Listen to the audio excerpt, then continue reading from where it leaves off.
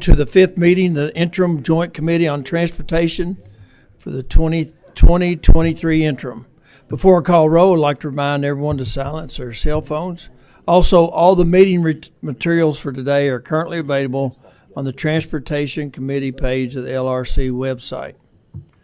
With that said, Madam Clerk, would you please call the roll? Senator Berg. Present. Senator Carpenter. Here. Senator Mills. Here. Senator Smith. Senator Storm. Here. Senator Turner. Senator Wheeler. Here. Senator Williams. Senator Wilson. Senator Yates. Present. Representative Branscombe. Here. Representative Bridges. Representative Dixon. Representative Elliott. Representative Fleming. Representative Hale. Representative Heverin. Present. Representative Herron. Representative Hodgson. Representative Huff. Here. Representative Imes. Here. Representative Lewis. Here. Representative McCool. Here. Representative Neighbors. Here. Representative Palumbo. Representative Roberts. Representative Smith. Representative Tackett Lafferty. Representative Thomas. Present. Representative Upchurch. Representative Wesley. Here. Representative Williams. Co-Chair Blanton. Here. Chairman Higdon. Here. Did you get Smith? Yeah, just make sure you got me as voting present. I gotcha. Okay. All right, we do have a quorum. At this time, I'll entertain a motion to approve the minutes from our last meeting. We have a motion. And a second. All in favor signify by saying aye. Minutes are approved. Folks, before we get started, I guess take a little bit of privilege to say something and ask for a moment's silence for our dear friend Judy Taylor. Judy passed away this past week and had a memorial service for her in the House chambers just now finishing up. So, if you don't mind, let's take a few minutes for a moment of silence for our friend Judy Taylor.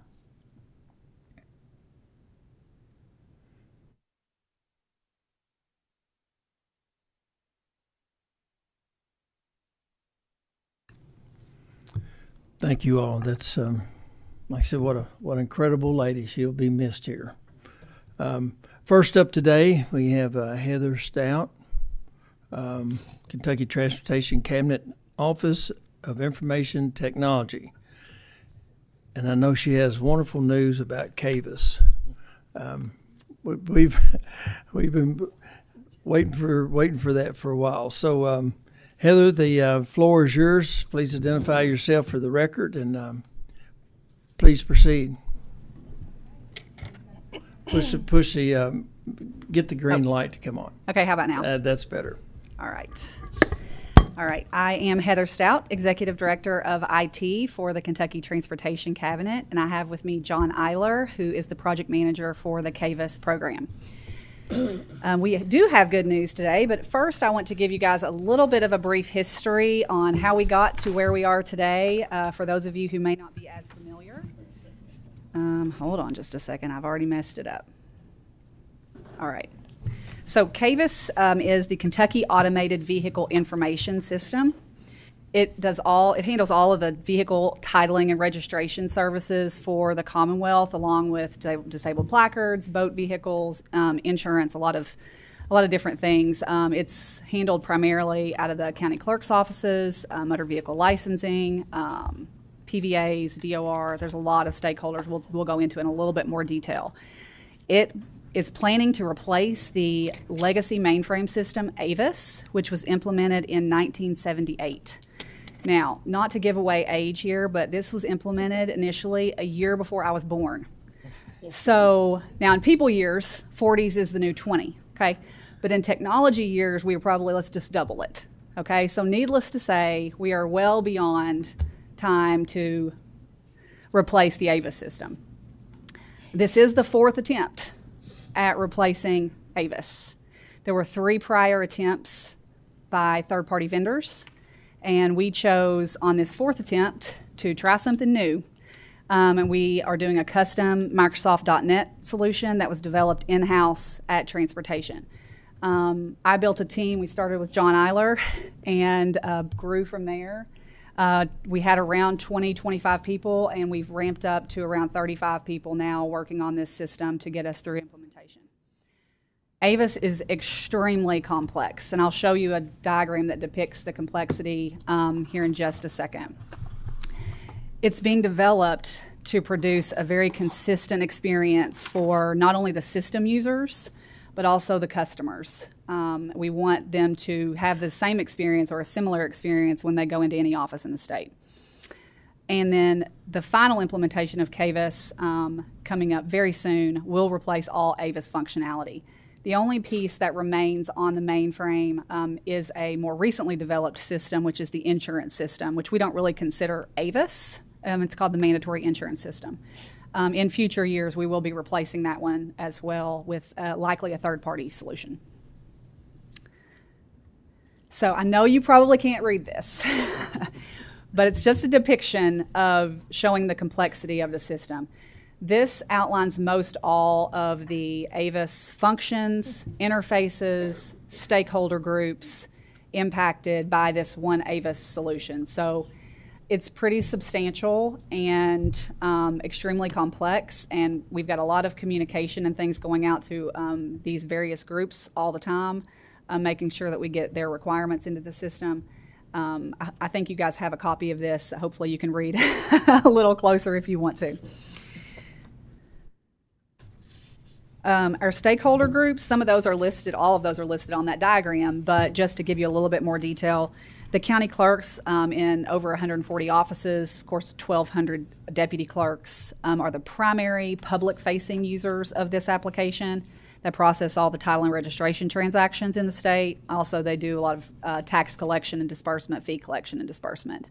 The central agency in KYTC that utilizes this system is motor vehicle licensing, and they handle all title approvals, inventory management, user administration and such. And then, of course, Department of Revenue and the PVAs are key users as well. There are many other stakeholders, as you see listed, and more beyond this. Some are interfaces, some get data. It's a variety of other stakeholder uses for the system. Now, I did it again. Okay. The roadmap, things we've already implemented. So back in 2015, we implemented the print-on-demand decal and a real-time scanning part of KAVIS, and I know all of you have received decals out of this solution that are printed in real time. We did quite a few enhancements to the web renewal application in 2015-2016, implemented the disabled placard solution of KAVIS in 2016, and then there was some legislative change, and we kind of had to redo some portions of that, I think, in 2018. We also implemented the statewide point-of-sale solution that's in use in all county clerks' offices and has been since 2018. The boat vehicle module, that was kind of the foundation for all titling and registration transactions, was implemented in 2019. And then we replaced the AVIS inventory system and implemented the flat plate solution in 2021. That left us with our final module, which is all other vehicle types, trucks, trailers, all of motorcycles, all the others. That will be January of 2024. Clearly cannot be taught how to do this. So implementation date of 2024. So January 2024 was a consensus decision. We've got a KAVIS steering committee that's made up of a representative group of county clerks, PVA, DOR, and motor vehicle licensing, as well as our IT representation. That January 2024 date was to start with clean reporting for the calendar year. We wanted to go ahead and allow AVIS to perform the normal vehicle valuation process and just to reduce our risk there. And the clerks wanted to finish out their workload in December because there's a lot of transactions that come in towards the end of December. When we shut the system down at the very end of December and perform the AVIS valuation process, then there's some critical path items that will include the closure dates for the county clerks, which is cleansing, conversion of all of the AVIS data, and then loading all of that data into KAVIS. This is just a high-level time frame of the things that are going to be occurring between October and kind of the stabilization period. As you'll see, training and continuous education will continue all throughout October through as long as needed, honestly. Development effort is wrapping up here very shortly. We'll be doing performance testing, user acceptance testing, a lot of public awareness, and the cutover process during this time. So expectations during and after cutover. The current plan is to have the final business day of AVIS be December 29th. That's pretty much the only date we have set in stone at this point. We're going to be finalizing how long the county clerk offices will be closed to the public after we do our next test conversion process, because that's really the primary downtime that will be needed. Then we'll start communicating those dates. System training, acceptance of dealer and customer work is still anticipated to occur even while AVIS and KAVIS are down. That doesn't mean the work will be accomplished, but they will be accepted and waiting for that system to come up so the clerks can do some processing of work before they're open to the public. We plan to incrementally open across the state, so we'll start with some of the major offices. That way we can have resources. That way we can have resources in place from the KAVIS team in those offices on the day that they open to the public. So that's why we would open incrementally across the state based on volunteer counties. We do expect wait times will be extended. There will be a backlog of work that as the office is closed that will have to be processed. Plus there's the learning curve, of course. As much training and education that we are doing and still continue to plan to do, it's a major implementation with a lot of procedure and process changes. So we do expect there to be some extended wait times. Engagement from all offices at this point, county clerk offices, is not the same. We do have some counties who are extremely engaged, and then we have other counties who are kind of holding off a little bit and waiting, and we're just continually pushing them to get more involved. System issues. Nobody ever wants to say there will be system issues, but I'm a very realistic person, and when you implement a system of this magnitude, I fully anticipate there will be some issues that we have to resolve. So those we do plan to have representative clerks that are aligned with us on communicating those issues, so we don't have all 120 counties contacting us at one time. We're putting in some kind of triage processes and things like that. Of course, we hope everything's perfect, but we do want to plan for there to be some residual problems from such a major implementation. That is our presentation. What questions can I answer for you? We'll have some, I'm sure, but I want to start it off.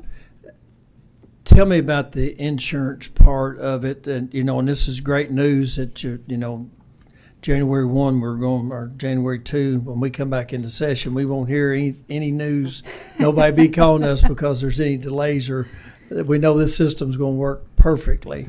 And that's good news to hear that that's going to happen. Is that what I said? I think so. We'll be here where we can talk with the folks. They can find us easy if there's a problem.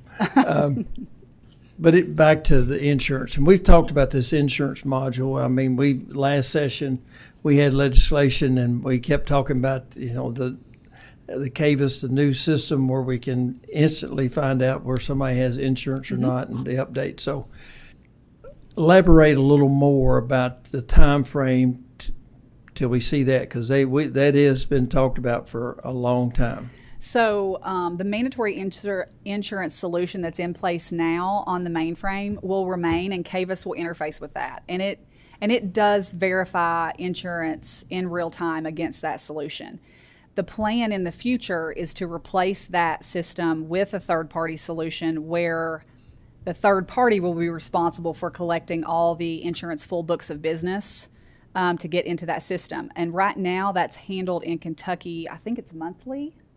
And even the third-party vendors don't know that they can get it any quicker than that. There may be some that they can get in real time to where we have a much quicker check. Okay. Thank you for that explanation. Chairman Blanton has a question for you. Oh, Thank you, Mr. Chairman. Heather, John, thank you all for your presentation and all the work that you've put into this KAVIS program. We're excited to see it get rolled out. This is a little bit off base from KAVIS, but sort of kindly, we're talking about issuance of license plates. And I do not have my notes in front of me, so forgive me if this sounds very cumbersome in the question. But I had a meeting the chairman and I did a few weeks ago with some commercial vehicle operators in the state. And they was explaining that until after like December, they can't apply to get their license, their new plates or whatever. And they may have 300 of these vehicles. And by the time it's going in, there's a delay. They've got to get them. They've got to get them distributed out. Some of these trucks are in other states, and they're having some issues because they can't apply until after a certain date, and then the date of expiration is upon them. And there's such a condensed time frame that they've got to get all this done, and they've got such large numbers of vehicles to try to do this with. And quite frankly, after discussing with them, these folks are staying in Kentucky even though they've got trucks outside of Kentucky, and they're paying us more than what they could do it in these other states.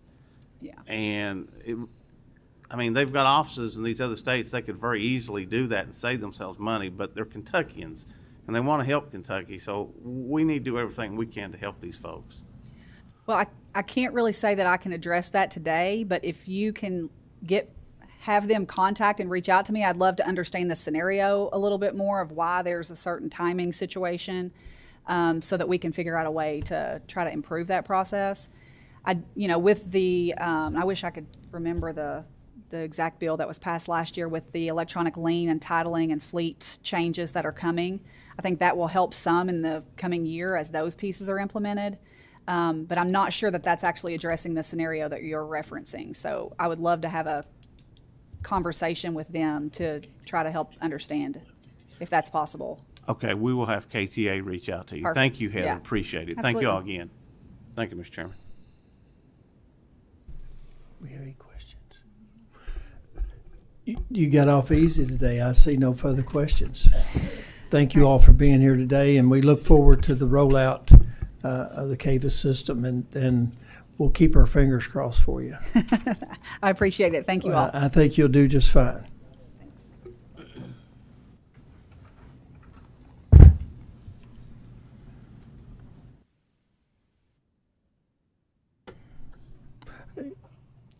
Next up is special license plate procedures.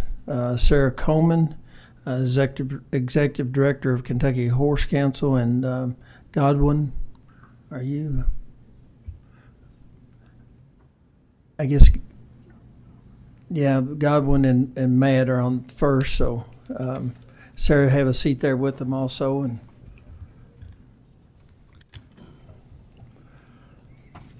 Godwin, I think you're on here as starting off, so if you will, introduce yourself for the record, and the floor is yours. Good afternoon, Chairman, and my name is Godwin Arnaldo. Turn your microphone on, please. Yeah, speak into it, pull it a little closer to you. Can you hear me now? I hear you now. Great. My name is Godwin Arnaldo, and I'm the Director for the Division of Motor Vehicle Licensing within Transportation Cabinet. Thank you for having me this afternoon, to discuss and give a presentation on special license plate process within Transportation Cabinet.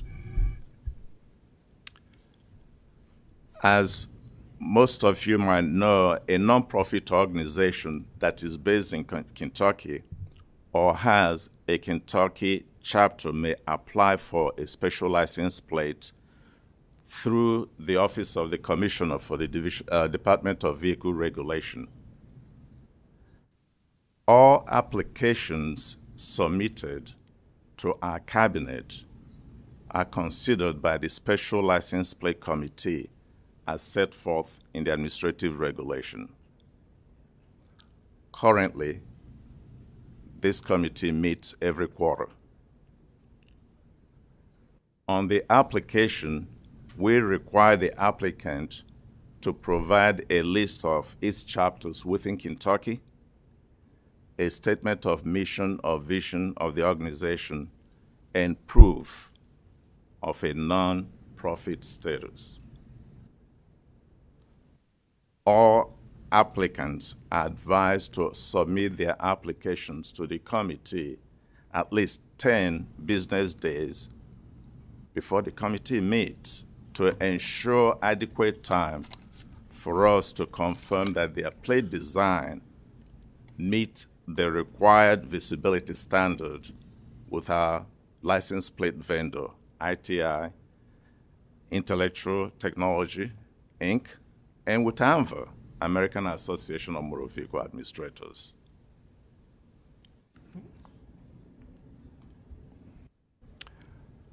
For applications that are before the committee, if the legislature considers a measure that will support or sponsor a license plate similar to the design before the committee, that application is held in abeyance until all the legislative process is complete. If the measure passes, the application becomes moot. If the legislation does not pass, the application shall proceed with the committee. However, each organization may only sponsor one plate design with the option to include a motorcycle version of that plate.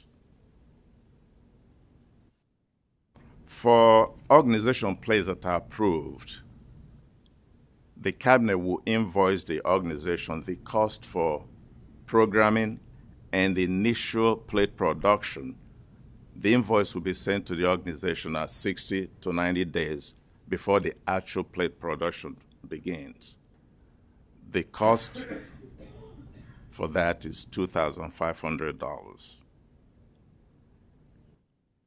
And for those plates that are currently in circulation, if the number of registrations fall below 500, we will notify that organization in compliance with the statute.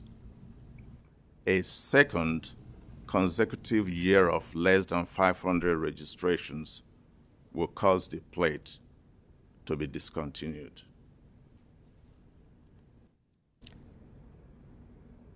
Further, any time after the plate has been in production for 3 years, the organization may apply for a plate redesign.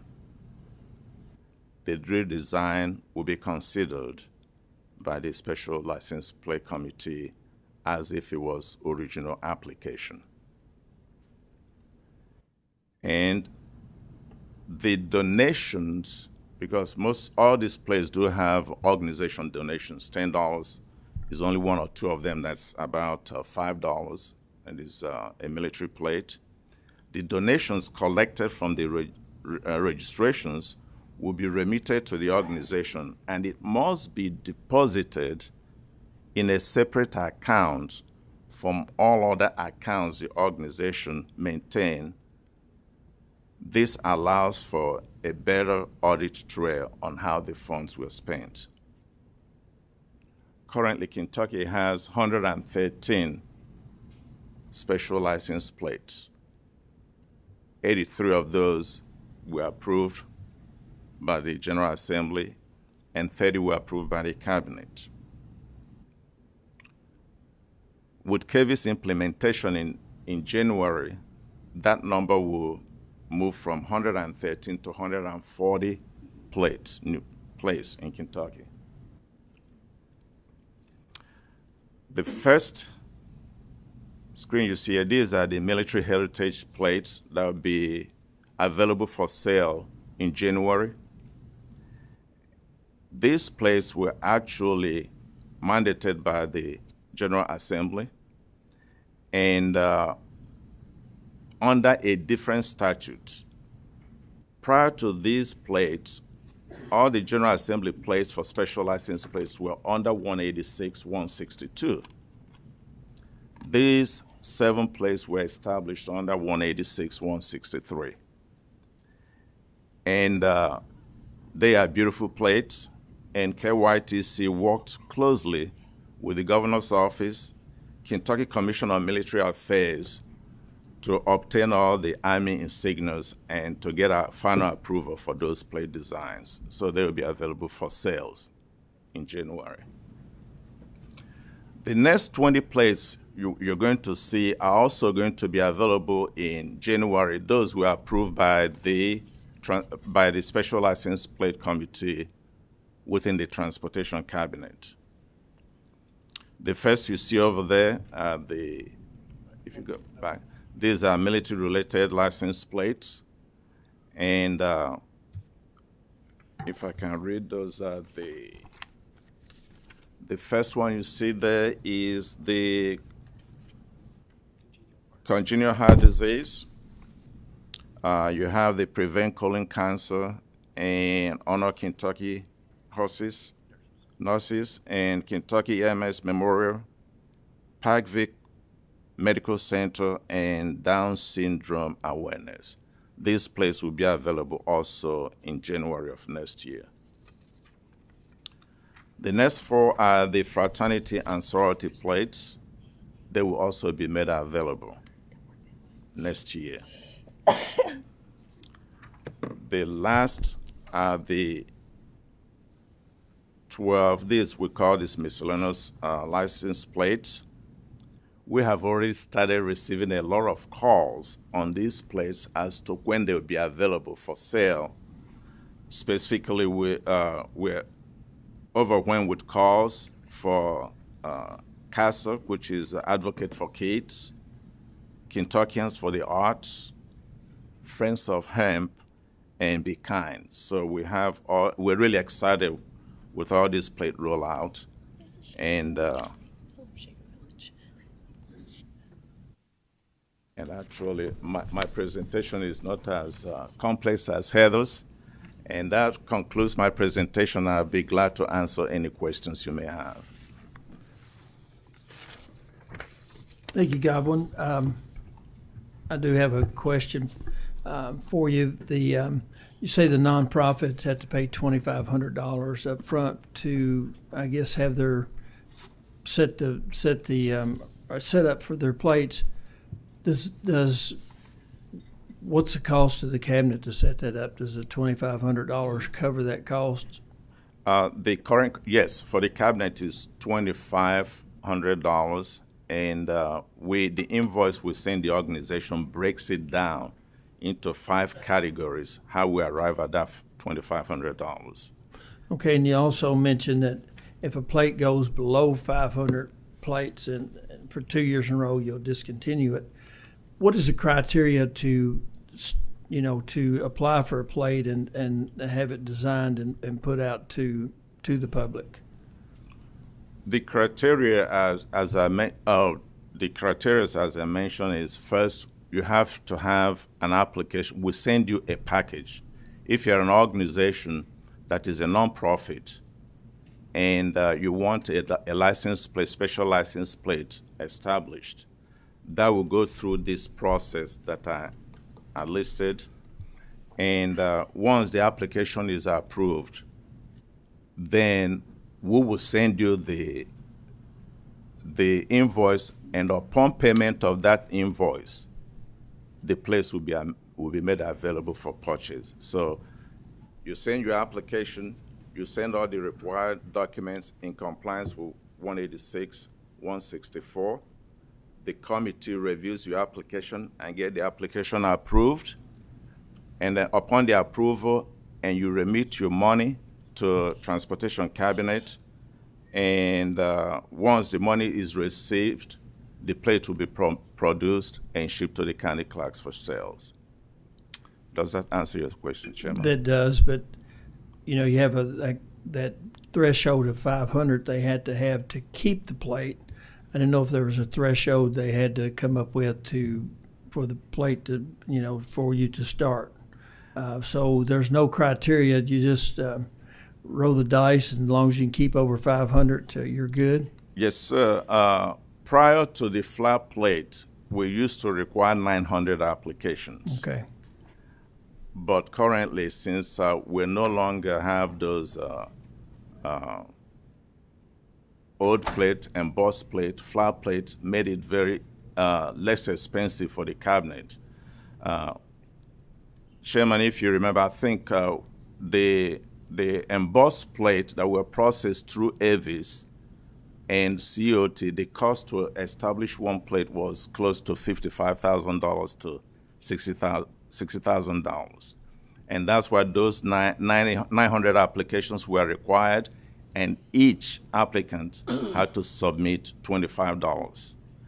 But with the flat plate, you reduce the cost from $55,000 to $2,500.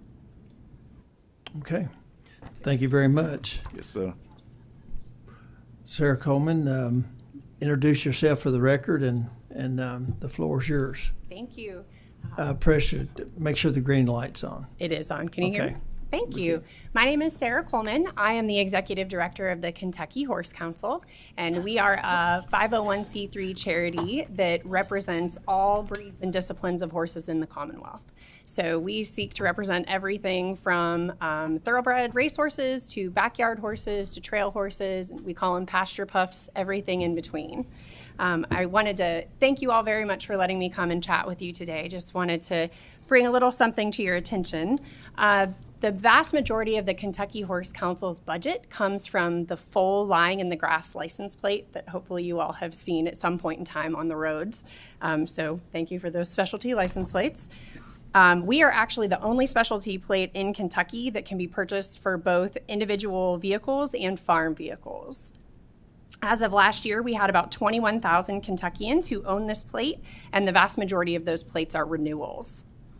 So I actually am here today with a small request concerning not only our specialty plate, but several others, as was mentioned before.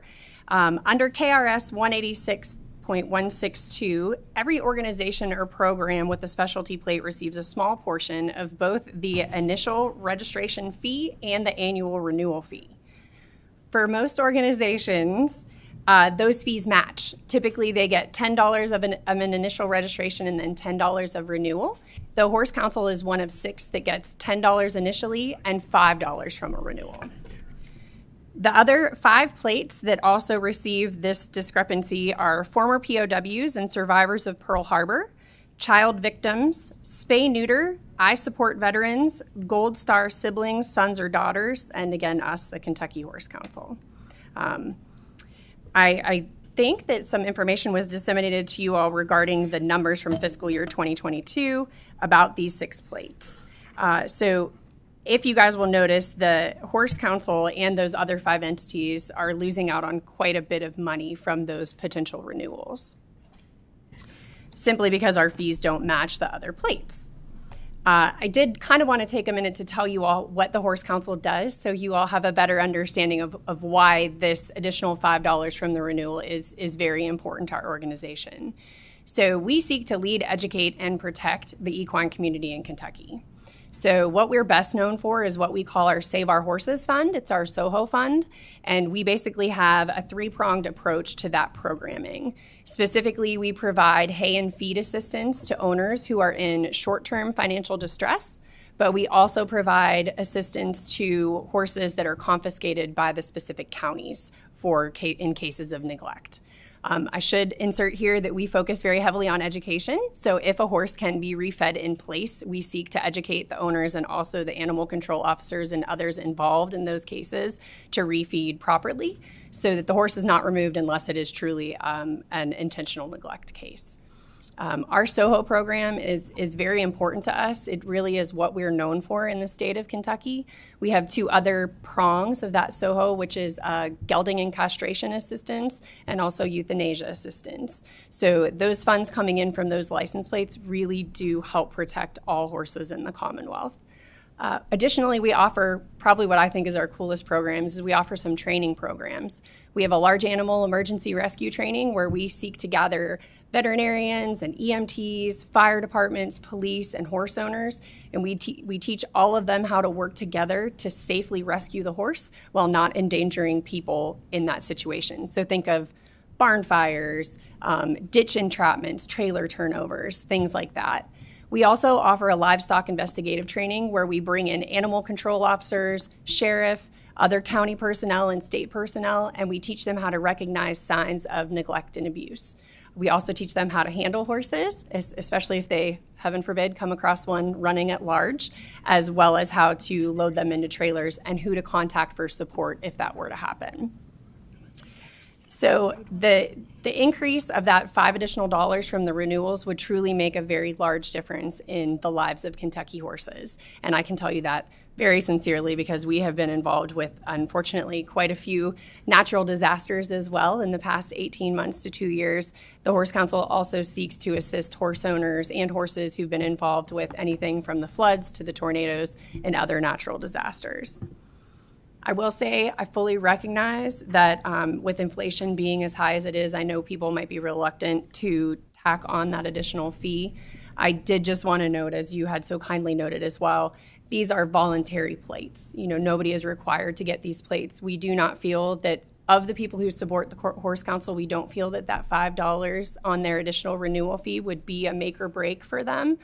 They very much understand that those funds are going to support Kentucky horses. And making that change truly would benefit not only the Kentucky Horse Council, but the other 5 plates that I had mentioned and organizations I had mentioned to you as well. But that was really it. I just really appreciate your time, and I'd be happy to entertain any questions you all have. Thank you for that presentation. Godwin, I need to, staff tells me that the $5 is not part of the registration fee. It's a fee that's added on to those other plates. Can you help me better understand that? That's correct. That's a contribution from the vehicle owner. However, that the $10 initial registration and $5 renewal are legislatively driven under 162, which Transportation Cabinet actually doesn't have any discretion over that. Okay. So to correct this, there would have to be a additional $5 fee added to that plate, just like the other plates. Yes, sir. Okay. All right. Any questions from? Seeing none. Thank you all for being here. We certainly appreciate your testimony, and we'll certainly take a look at that. Thank you, sir. Thank you. Thank you. Okay. Next up is third-party issuance of identity documents. Laura Weaver Hawkins, Manager of Public and Government Affairs with the AAA.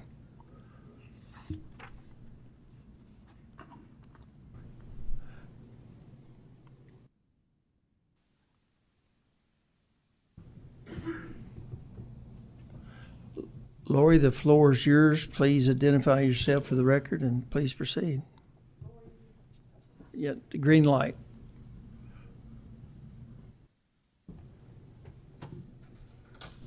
Here we go. Lori Weaver Hawkins, Public Affairs Manager with AAA. I'm actually with AAA Club Alliance, and we are part of course, part of the overall AAA nationally. All right, I have a few slides. Not sure how to find them.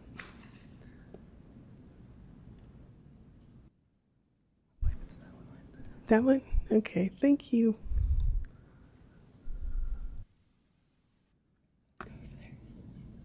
There we go.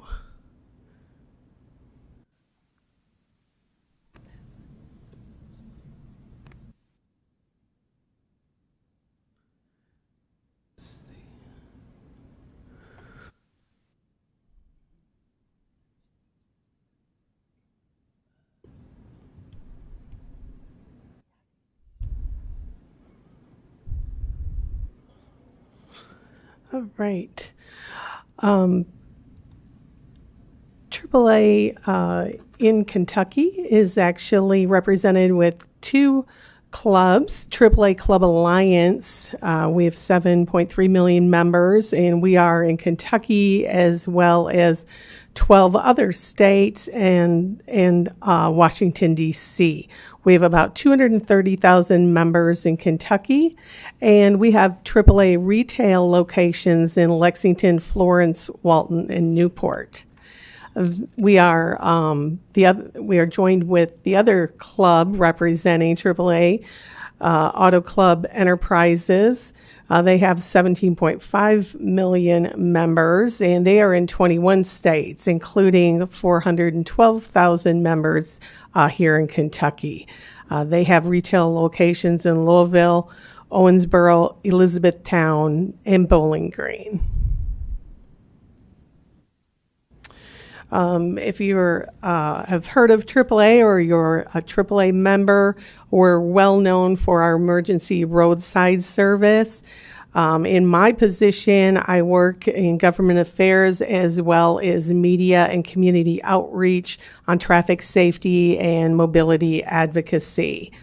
We are a non-stock membership corporation working on behalf of motorist members. Members not only receive roadside emergency services, but they also get discounts on travel, insurance, car repair, financial services, and a number of other benefits.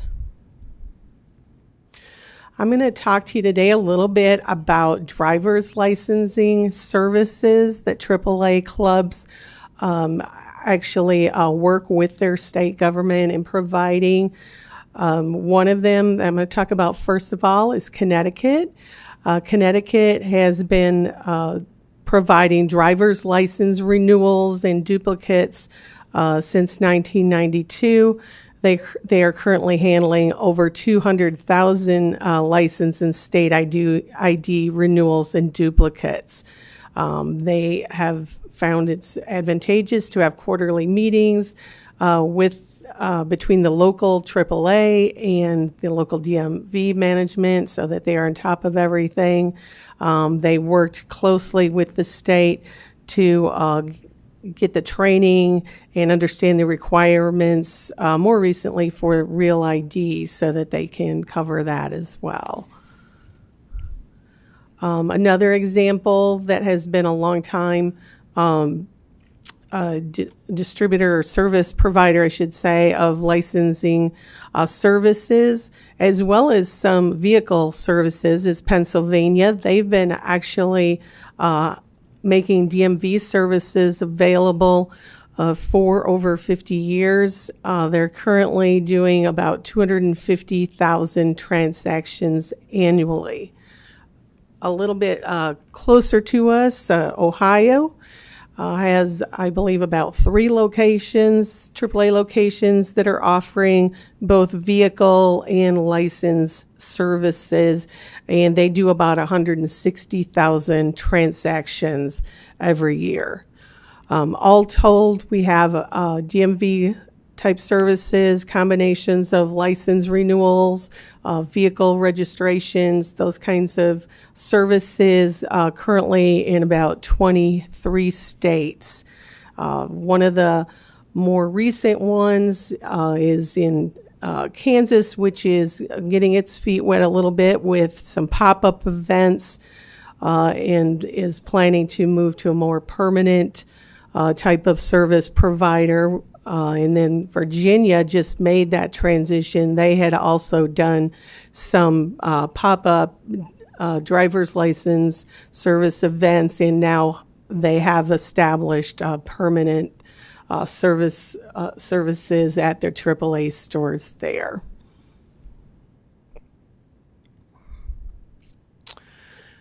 Driver's license and vehicle services are not the only way that AAA is a third party, I guess you would call it, third party vendor for services. AAA also works with government to provide TSA pre-check services, And then we also do the IDEMIA, identity-related security. So employers, if they need to do like a background check and fingerprinting, they can send them out to AAA retail office. And those have proved very popular, even though, you think about our AAA retail stores being in the major metro areas, but people prefer, when we talk to them about being able to just easily get to a AAA retail store rather than waiting in longer lines out at driver's license services and DMVs in those cities. The same thing with the IDEMIA. People prefer there than going to law enforcement or other areas and waiting in line and getting those done. So it's been very useful to the local DMVs in these states. A lot of them have mentioned they like our Saturday hours, and so do people needing to get a renewal or come in for something with their vehicle registration. That's been helpful. We've also seen the local DMVs, when it gets towards the close of business hours for them, they can send some of the people over to one of the AAA retail stores, and that can kind of alleviate the wait time for folks. That's all I guess I'm going to say at first. So if there's any questions, I'm happy to answer them or get the answer for you. We certainly thank you for your presentation. Can you tell me, give me an example? We go into, get our license renewed with the state. What would the price be? Would it be the same price with AAA, or that anything for a friend for a fee? Yeah, it's usually a small fee, $5-6 for convenience. That's, something that can vary depending on the state. But that's in the general ballpark where the fees are. In the other states, you do real ID and standard driver's license in those states that do that? Yes. So in the other states that we're talking about, those 23 states, they have a variety of services, real ID, licenses, driver's licenses, vehicle services. It's really kind of a combination. Some states only doing driver's licensing, renewals, and duplicates. Some states are doing vehicles and those. Some states doing license, real ID. It's a combination, really, that kind of varies from state to state. Okay. Thank you. Anybody from the cabinet Matt, anybody want to comment on your take on this, or are we good? Okay. Sorry to put you on the spot. The only thing I would like to add is that, we have talked to some legislators about this. We are not seeking, something that's like a AAA exclusive, nothing like that. We are just talking about permissive language that would leave it up to the cabinet to decide about those vendors. I like the way you think. Thank you. I don't have any further questions for you. Okay. Thank you for being here. Thank you. And thank everyone for attending today's meeting. Just want to remind everyone that we have a quick turnaround. Oh, hold on. We got one more. I'm sorry. Mary Beth Imes is,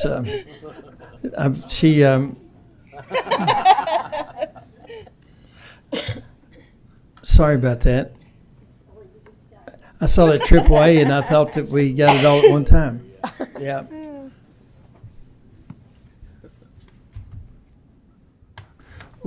Representative Imes, I certainly apologize for that snafu. If that's the only mistake that I make today, I'll be good. But the floor is yours. Please introduce yourself for the record and please proceed. Okay, I'm State Representative Mary Beth Imes from the 5th District. This is Lori. Again, she's going to help me with this. And I want to thank her for her help with this. We passed this on the floor last year in the House and just simply ran out of time. 30-day session was just kind of a crazy busy time. But this is just a simple slow down and move over bill. We have it already for emergency vehicles, tow trucks, things of that sort. But this is for somebody who is pulled over on the side of the road. They've had a flat tire or they're having car trouble and they have their flashing lights on. And if it's safe to move over, move over. If you can't move over, slow down. Basically, it's just a safety bill.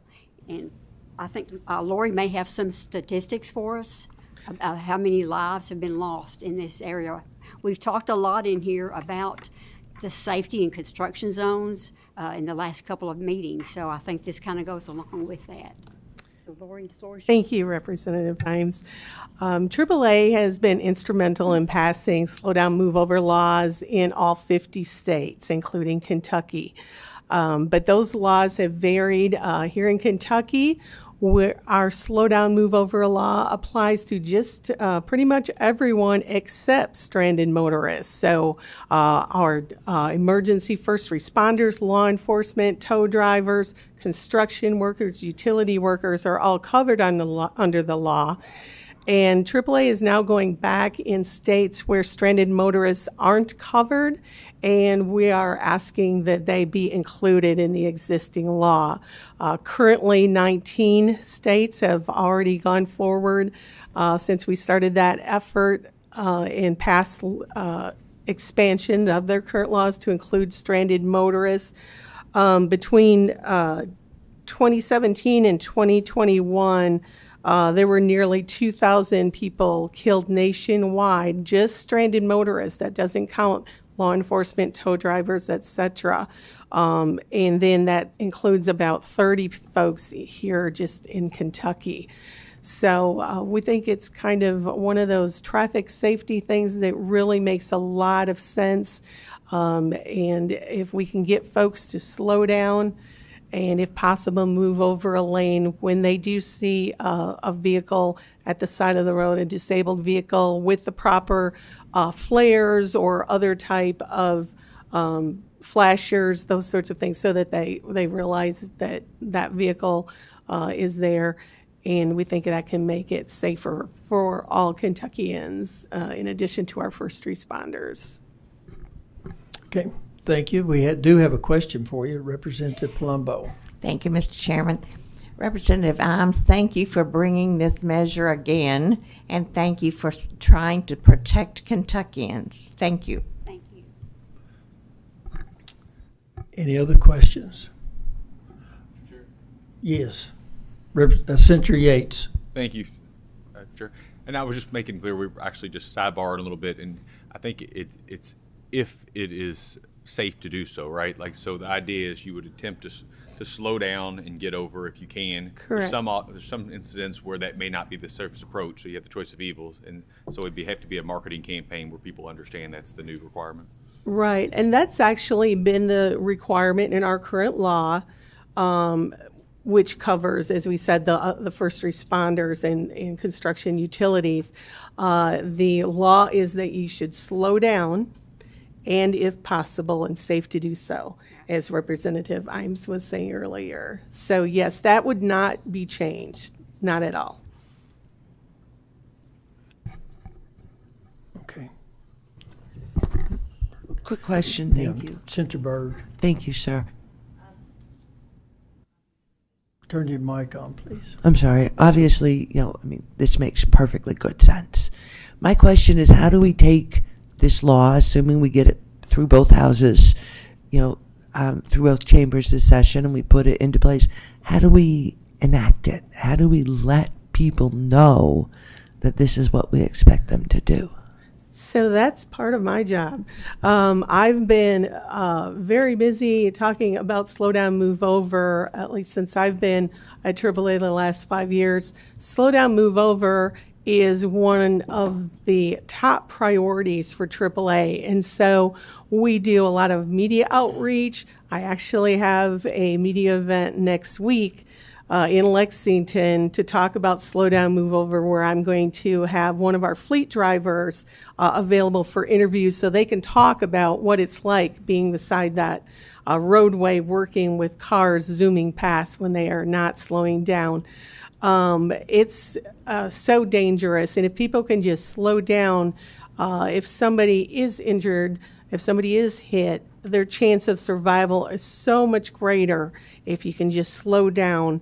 And so we're going to be talking about that. But that's an excellent question. I have also worked with members of the cabinet. We did a joint media release in August ahead of State Fair to bring awareness to this issue. So this is an important issue for AAA as well as our other traffic safety partners. And so we will be doing a lot of education, community outreach, getting the word out about this. Thank you. Thank you very much. Okay, thank you. And looks like that's no more questions. Thank you, ladies, for being here today. Certainly appreciate it. I'd like to remind everyone that our next meeting, because of Election Day and working around it, our next meeting will be in 2 weeks and 1 day on November the 1st, 1 o'clock, Wednesday, November the 1st, in this room, 1 p.m. Thank you all. Motion to adjourn.